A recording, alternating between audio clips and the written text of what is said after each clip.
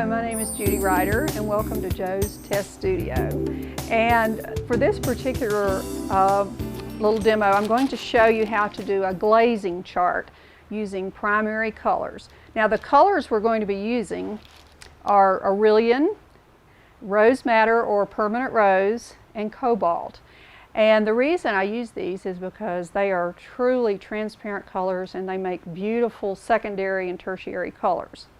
I have just a little sample of the chart you'll be making, and you can see I've got it labeled with the different colors I'll be using, and then you can see how the colors build depending on your glazing techniques. So but first, before we do this, I wanted to show you how I came up with this chart and how you can do the chart yourself at home. This is just basically a copy of the chart out of one of my sketchbooks that I've drawn off in about an 8 or 8.5 by 9 inch square, and I have labeled it with the colors I'll be using. And you can use different reds and different blues and different yellows, but just for today's demonstration we're going to be using the transparent primaries. So in order to get this though, it's kind of hard to just do it free-handed. So I actually also put it on a piece of tracing paper, and so I can do this multiple times if I want to.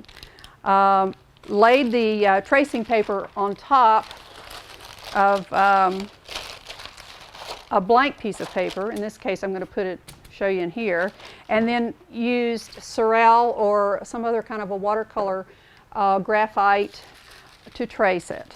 So just to kind of give you an idea, if you have a white piece of paper, either in a spiral bound book or either a separate piece of paper, and you can draw your grid off something like this with using even a ruler is what I used, and just basically draw that, and then you can trace it on tracing paper using an ink pen, and then you can keep doing this chart over and over if you want to.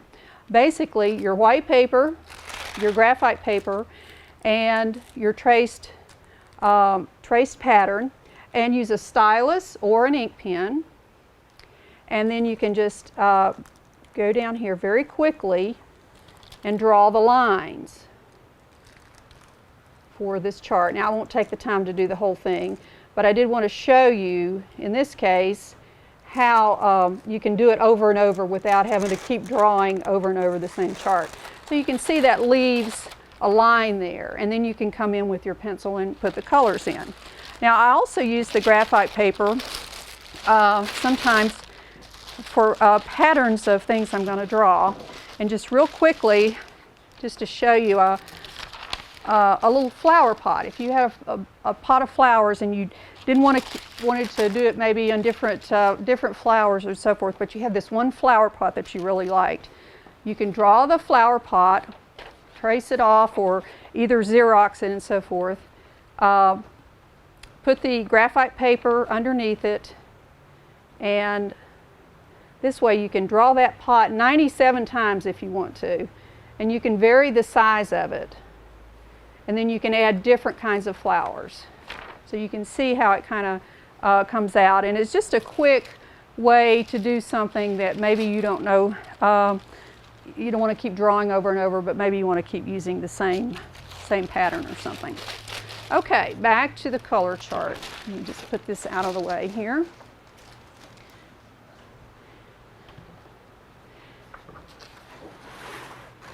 Now before I start doing the colors, then I make the paper, I usually use paper big enough so that I will have an idea or be able to put the colors that I'm using over here and in various stages. So for our purposes, this is the order that it goes in. Let me do this. And actually this is the first stage. We have a column of red, red, blue, blue, yellow, and red. Now when you glaze, you have to let layers dry. So you have to let that dry, and then you come back for a secondary color. You skip the first column and pick your blue and glaze over this red with a blue. Then you skip the blue, and then you come over to the next blue and glaze over it with yellow. Then you skip the yellow and then glaze over this red with yellow. You'll see as we're doing it how it builds, but the main goal is to let each layer dry, and then you'll see how you get these beautiful colors. Now what I've done is I've separated the columns a little bit to help with when we add extra layers so it doesn't mingle and mix too much. Okay. Now on this side I put the colors that I'm using. Either you can use Rose Madder Genuine or Permanent Rose, Aurelian, and Cobalt. And then the secondary colors that you get by glazing as opposed to mixing will be an orange, a green, and a violet. And then with the third layer, which will be going this way, and actually there'll be 4 layers, excuse me, you'll get a red orange, a blue green, a blue violet, and a couple, you probably get a couple more colors like a yellow orange and a red violet and so forth. Now the brush that I use for this particular exercise is a flat brush, and I use this one because you can do a long straight stripe of color here and get a nice flat light value wash, usually without any problems. So we'll just get started here, and I'll show you kind of how to start this. And actually these, if you will notice too, these are about the width of a ruler. So if you have a ruler, that's, you can just draw those with the ruler on the inside. So I'm going to start with my red in this column. I'm going to wet my brush and pat some of the water out of it and load it with my Rose Madder Genuine. Sometimes the hardest part is just loading the brush.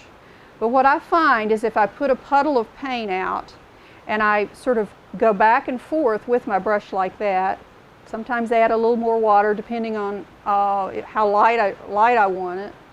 And we want to keep this first layer pretty light. We want to keep it transparent. Now, before I put the paint on the paper, one of the things that I like to do is just touch this part of my brush with just a paper towel to get some of that water out. I want it to flow, but I don't want to get a bloom. So hopefully this will work. Sometimes you get a bloom. So I'm going to just start right at the top, and I'm going to pull the paint down, all the way down, not stopping until I get to the very end. Okay, that worked pretty good. All right, now I do have a little bit of a water issue down at the bottom. So I cleaned my brush, patted it, and I'm just going to soak that up just a little bit so I don't get a backwash. And that's actually a little longer than the chart anyway, so hopefully it won't hurt too much. Okay, the next column is also going to be red. And although I cleaned my brush, I'm going to reload it in the red. Try to keep the same value. Sometimes it's hard to keep the exact value, but just try to keep it, a thin wash, maybe 40% paint and mostly water, something like that. Try it again. Just press and pull all the way down. If you go out of the lines a little bit, it doesn't matter. Your main goal is just to get a nice, flat, transparent wash. Okay, and then we'll skip all the way over to the end. We'll do one more red. I'll just go ahead and do all the red while we're at it.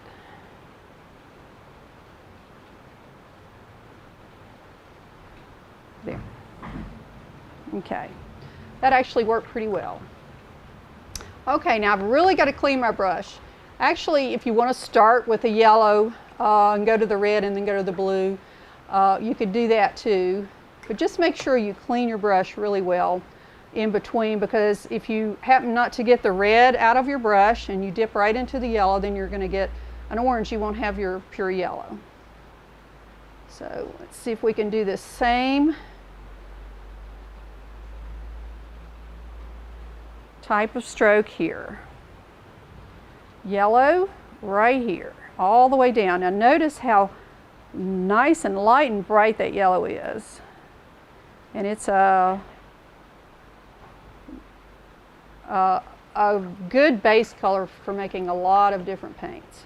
Now I'm going to do 2 columns of blue, and then we have to let it dry.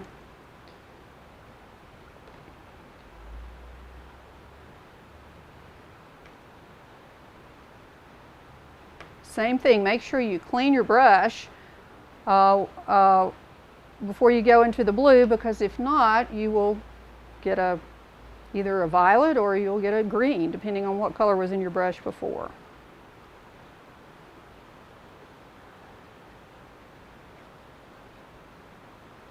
But you can see how beautiful these colors are, just in their pure state, mixed with quite a bit of water.